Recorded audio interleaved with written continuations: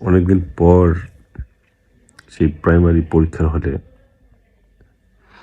হলের বাইরে আর কি আমার এক বন্ধুর সাথে দেখা হলো।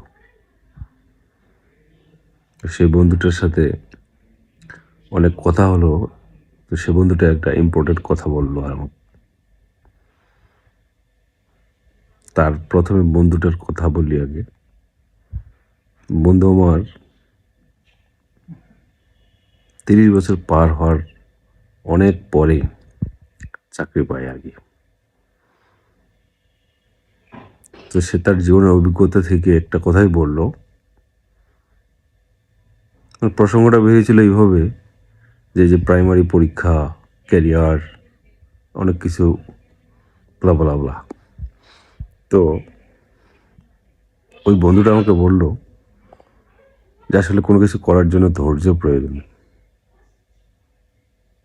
এই যে আমরা আজকে ছোটোখাটো একটা করে চাকরি করি, আমরা ধৈর্য ধরে লেগেছিলাম বিধায় কিন্তু এটা করতে পেরেছি, এবং ভগবান আমাদেরকে শেষ পর্যন্ত একটা করে কেরিয়ার বা একটা করে চাকরি দিয়ে দিয়েছে, কারণ আমরা ধৈর্য ধরে লেগেছিলাম। আসলে জীবনটাকে